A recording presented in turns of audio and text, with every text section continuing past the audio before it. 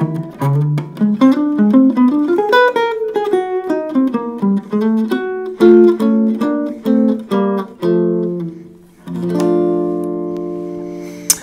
folks, it's Nick Granville. Welcome to Guitar Daily. It's my daily thing I do on YouTube. So I'm currently in Palmerston North. I'm here with Corey Christiansen, where he's playing tonight at the Globe. So I was driving him up and looking after him for this weekend. So I thought, you know, I've bought a little portable setup with me, and I thought I'd show you some stuff. So this is, I'm going to primarily focus on Stella By Starlight today, classic jazz standard that you just heard me playing. So the thing with this tune that a lot of people get confused about is they kind of think some of the chord changes that are out there are wrong or just not logical, right? Here's a prime example. First chord is E in the book is E minor 7 flat 5 going to an A7 sharp 5 to C minor. I'm pretty sure that's wrong, right? Excuse me, I'm a bit sniffly, I've got a bit of a cold. I'm pretty sure that's wrong, right? So I think the better way to look at it, as far as I've seen it, from of those original recordings and stuff, was really like a D flat or a C sharp diminished with that note in it. That just makes so much more sense, doesn't it? Now, don't get me wrong, I do play the E, but I play it knowing that it should be the C sharp, right? And the thing with that C sharp, what do diminished chords do? Well, they lead, right? It's a leading chord. So that now leads really nicely to C minor, which is, you know, that chord at that point. If you don't know the tune, go and learn it first, learn the chord progression, and none of this is going to make any sense, right? But, right, all that kind of stuff, right? And then it goes C minor, F7, right? That makes sense. And the F minor, B flat, E flat, 2, 5, 1, in other words. A flat, straightforward. B flat, right? Really? B flat, D minor, it's just with a 2, 5 in front of it. That's all pretty straightforward.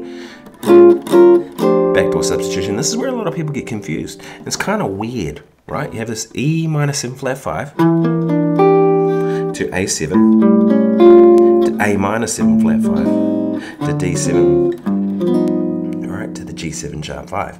The kind of weird thing about that is this. That's implying D minor, but then we go A again. It's one I've never liked, right? Because once you've hit the A, it kind of should be the next chord. So for me, this is something that I got most of the stuff from Peter Bernstein, by the way.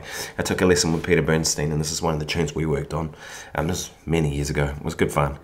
So F, and then just think of that all as E7 sharp 9, right? Cross both that and that. Just play that, and then that sets up the A nicely, doesn't it? That's a really cool sound. So.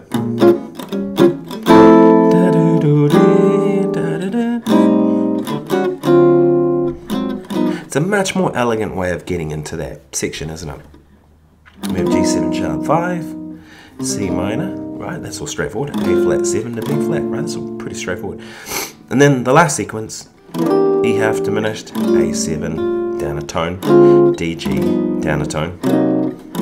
There's a lot of chords in this tune. There is the classic step up that people do on the last bit, which you should know. The reason you want to know all these options is that if you're playing in a band and say somebody plays a certain option, you want to be aware of what that is so you can recognize it when you hear it. But E, A, D, G, and then the melody is G flat, right, at the next chord on the C. And a lot of people will play D flat minor to G flat, and then it just breaks up the monotony of this. Right, now you have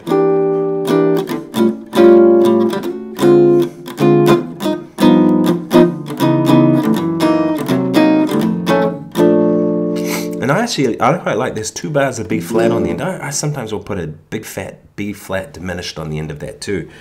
And then just delay that resolution a bar, right? That's kind of cool. So now we have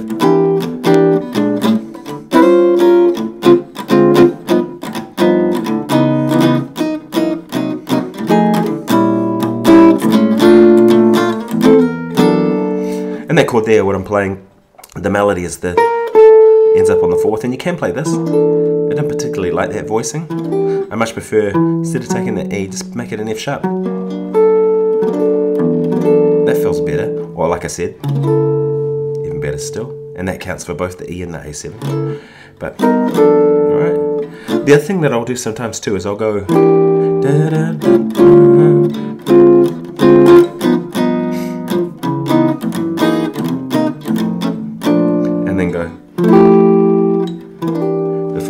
to the E. And of course when I solo, these are all things that I do when I'm comping, but I also do them when I'm soloing. They're devices to kind of get through this chord progression in a more elegant way. Because, you know, we can definitely do it in a rough kind of way, but that's should never be a goal. We want to try and get smoothly through it. So I'll take you from the top and I'll play some of those ideas.